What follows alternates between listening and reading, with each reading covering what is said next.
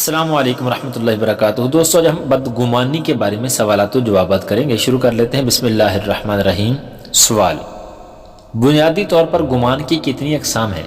جواب: بنیادی اعتبار سے گمان کی دو اقسام ہیں، نمبر 1 حسن ظن، نمبر 2 سوء ظن یعنی بدگمانی۔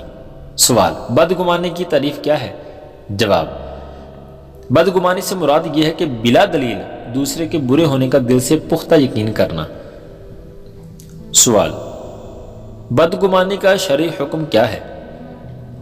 جواب: مسلمان کے ساتھ بدگمانی حرام ہے۔ سوال: قرآن پاک میں بکثرت گمان کی ممانعت کس مقام پر فرمائی گئی ہے؟ جواب: کثرت گمان کی ممانعت قرآن پاک کے پارہ 26 سورہ حجرات کی آیت نمبر 12 میں فرمائی ہے، جیسا کہ اللہ تعالیٰ ارشاد فرماتا ہے۔ ترجمہ: اے ایمان والو، بہت گمانوں سے بچو، بے شک کوئی گمان گناہ ہو جاتا ہے۔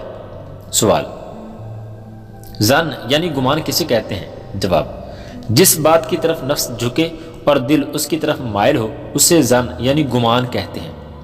سوال: بدگمانی کے حرام ہونے کی صورتیں کون سی ہیں؟ جواب: بدگمانی کے حرام ہونے کی دو صورتیں ہیں۔ نمبر 1 بدگمانی کو دل پر جما لینا۔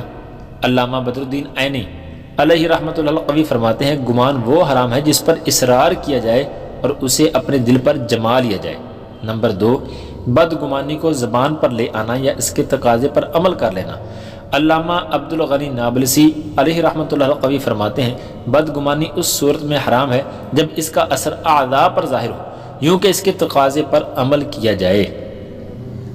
سوال: برے گمان کے دل میں جم جانے کی پہچان کیا ہے؟ جواب: جس کے بارے میں اسے بدگمانی ہے اس کے متعلق پہلے جیسی قلبی کیفیت نہ رہے، اس سے بہت نفرت کرنے لگے، اسے بوجھ تصور کرے، اس کے احوال کی رعایت اور اس کی عزت کرنا چھوڑ دے۔ سوال: بدگمانی سے کون سے باطنی امراض پیدا ہوتے ہیں؟ جواب: بدگمانی سے بغض اور حسد جیسے باطنی امراض بھی پیدا ہوتے ہیں۔ سوال: بدگمانی کو دور کرنے کا علاج کیا ہے؟ جواب: بدگمانی سے توجہ ہٹا دی جائے۔ حدیث پاک میں ہے، جب تم بدگمانی کرو تو اس پر جمے نہ رہو۔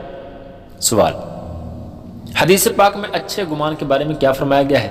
جواب: حضور نبی مکرم صلی اللہ تعالی علیہ وآلہ وسلم نے ارشاد فرمایا، اچھا گمان اچھی عبادت سے ہے۔ سوال: بدترین جھوٹ کیا ہے؟ جواب: حدیث پاک میں بدگمانی کو بدترین جھوٹ فرمایا گیا ہے۔